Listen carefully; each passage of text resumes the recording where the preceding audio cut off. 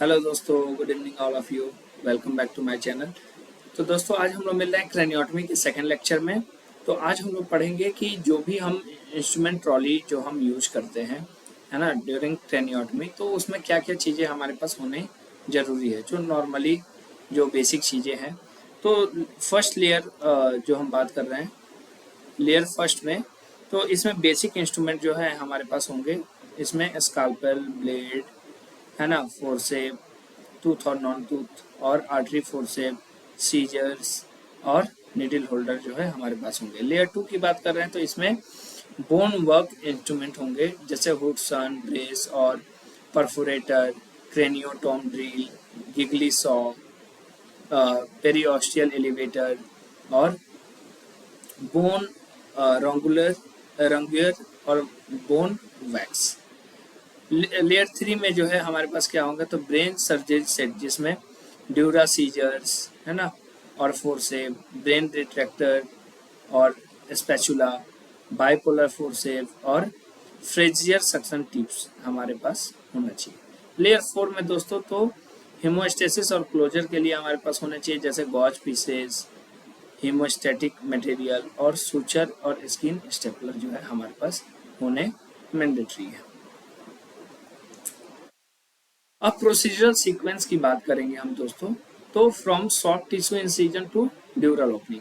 और एक चीज, किसी भी सर्जरी में हमें एक चीज जो ध्यान रखने की जरूरत है, तो दोस्तों वो हमारा है स्टरलाइजेशन, और जो भी हमारा ड्रेपिंग प्रोटोकॉल है वो अच्छे तरीके से होना चाहिए। अगर वो नहीं होगा तो इन्फेक्शन का रिस्क जो है वो बढ़ेगा, और आफ्टर सर्जरी भी पेशेंट उतना ही परेशान हो सकता है और पेशेंट की जान भी जा सकती है। तो ये चीज़ हमें ध्यान रखना है। तो प्रोसीजरल सीक्वेंस की बात करें तो सॉफ्ट टिश्यू इंसिजन से लेके जो ड्यूरल ओपनिंग है, ड्यूरल ओपनिंग यानी जो ड्यूरामीटर जो मेनिंजेस का पार्ट है, आउटर कवरिंग ऑफ ब्रेन है, उसकी ओपनिंग है उस तक कि यहाँ पे आपको डायग्रामेटिकली जो है वो दिखा दिया गया है। तो फर्स्ट स्टेप है स्किन इंसिजन, क्योंकि जो स्काल्प है, स्काल्प के ऊपर भी क्या है, स्किन है। तो स्किन को आप हटाओगे, स्किन को हटाने के बाद जो है स्काल्प को जो है आप क्या करोगे, कट करोगे या रिफ्लेक्ट करोगे। देन रिफ्लेक्ट, सेकेंड स्टेप में रिफ्लेक्शन ऑफ स्काल्प फ्लैप, जो भी बोन फ्लैप आपने काटा होगा, निकाला होगा, ओपन किया होगा, उसे हटाओगे। स्टेप थर्ड क्या है, तो ब्रू होल्स ड्रिलिंग, और step 4 is bone flap removal, और स्टेप 5 इज ड्यूरल ओपनिंग। इसमें जाके आप क्या करोगे, ड्यूरामीटर ओपन करोगे। नेक्स्ट है स्टेप 6 क्या है, तो अब ड्यूरा ओपन हो गया है, यानी ब्रेन जो है आपको एक्सपोज हो चुका है, यानी ब्रेन आपको दिखने लगा है। नेक्स्ट क्या है, लीसन रिमूवल और रिपेयर। जब ब्रेन आपको दिखने लगा तो उसके किस एरिया में जो है वो लीसन है, उसको आप क्या करोगे, रिमूव करोगे या रिपेयर करोगे। Next dura closure. एक बात और ध्यान रखने की जरूरत है कि जो हमारा ब्रेन है वो डिफरेंट डिफरेंट एरियाज में बटा हुआ है ना। उसी तरह का एक एरिया पढ़ते हैं हम, ब्रोकास एरिया, ब्रोकास एरिया, है ना। लगभग 47 एरियाज इसमें होते हैं, और इसमें हर एक एरिया जो है, जैसे 47 को मार्क करें 1 2 3 4, है ना, ऐसे करके 47 तक हमारा एरियाज होता है। तो ये हर एक एरिया किसी ना किसी फंक्शन के लिए, किसी ना किसी पर्पस के लिए जो है वो रिस्पॉन्सिबल होता है। तो अगर लिसन जो आप रिमूव कर रहे हो या ट्रीट कर रहे हो, तो उस समय कोई भी जो एनाटॉमिकल वेरिएशन होगा, तो हो सकता है कि पेशेंट का स्पीच चला जाए, हो सकता है पेशेंट में सॉरी मेमोरी न रिकॉल हो पाए, हो सकता है पेशेंट का कोई जो बॉडी पार्ट है वो पैरालाइज हो जाए। तो इस चीज का ध्यान रखना है। स्टेप 9 क्या है, तो ड्यूरा क्लोजर। अब क्या करेंगे, हमारा लीसन रिमूव हो चुका है, रिपेयर हो चुका है, तो जो आउटर कवरिंग ऑफ ब्रेन है उसको हम क्या करेंगे, क्लोज करेंगे।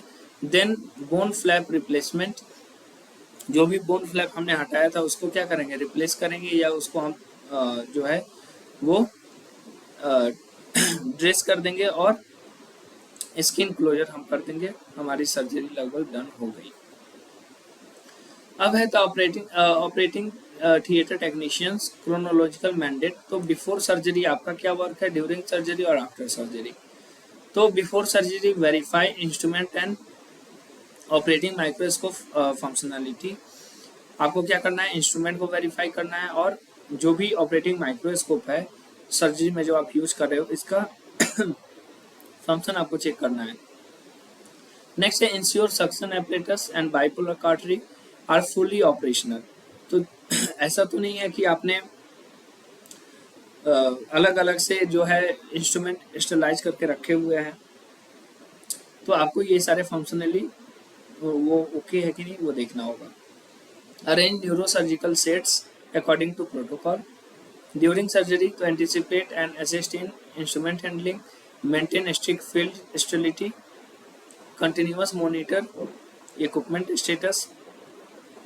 नेक्स्ट है execute mandate instrument count। ये सबसे अहम हिस्सा है दोस्तों, क्योंकि आफ्टर सर्जरी आपको ये देखना है कि कितने गॉज पीसेस हमने बिफोर सर्जरी ले रखे थे उसको काउंट करना और इंस्ट्रूमेंट काउंट करना है ना, ताकि गलती से भी कोई gauze piece, instrument, tetrapad, tripod ये सब छूट ना जाए। Clean and sterilise all equipment और assist in safe shifting and transfer of the patient. Next है कि इंट्रा ऑपरेटिव और पोस्ट ऑपरेटिव रिस्क क्या है अगर किसी में क्रेनियोटमी होती है। तो हेमरेज और ब्लीडिंग, सडन ब्रेन स्वेलिंग और एयर एम्बोलिज्म, ठीक है, ये रिस्क जो है ये ज़्यादा है। क्रिटिकली फ्लैग्ड और highest risk during rare sitting position procedure. Post operative risk की बात करते हैं infection, onset of seizures, new neurological defects जो है और सेरिब्रोस्पाइनल फ्लूइड लीक या इन्फेक्शन जो है आपको देखने को मिल सकता है। नेक्स्ट है दोस्तों post operative ICU care and neurological recovery protocols क्या है। तो न्यूरोलॉजिकल ऑब्जर्वेशन करना है, ग्लास गो कोमा स्किल करना है, अदर जो मॉनिटरिंग स्किल है वो आप अप्लाई कर सकते हो। वेंटिलेटर सपोर्ट देना है अगर रिक्वायर्ड है तो। एग्रेसिव पेन मैनेजमेंट प्रोटोकॉल्स पर ध्यान देना है और strict fluid and electrolyte balance monitoring जो है हमें करना है। Last one is the craniotomy ecosystem connects preparation, execution और विजिलेंस। तो प्रिपरेशन तो सेप्सियल ऑर्गेनाइजेशन यानी trolley topography and patient mapping करना है आपको। एग्जीक्यूशन में sequential anatomical access and haemodynamic anaesthesia control देना है। ऑप्टिमल पेशेंट आउटकम्स में achieve through exact standardisation of the instrumentation and environmental control करना है। विजिलेंस की बात करें तो OT technician monitoring and proactive complication जो है मैनेजमेंट आपको करना है। तो इसी के साथ जो है आपका जो क्रेनियोटमी लेक्चर जो है वो खत्म हो चुका। आई होप कि आपको ये लेक्चर बहुत अच्छे से समझ में आया होगा। तो मिलते हैं नए लेक्चर में नए वीडियो के साथ, तब तक के लिए अपना ख्याल रखें। बाय दोस्तों।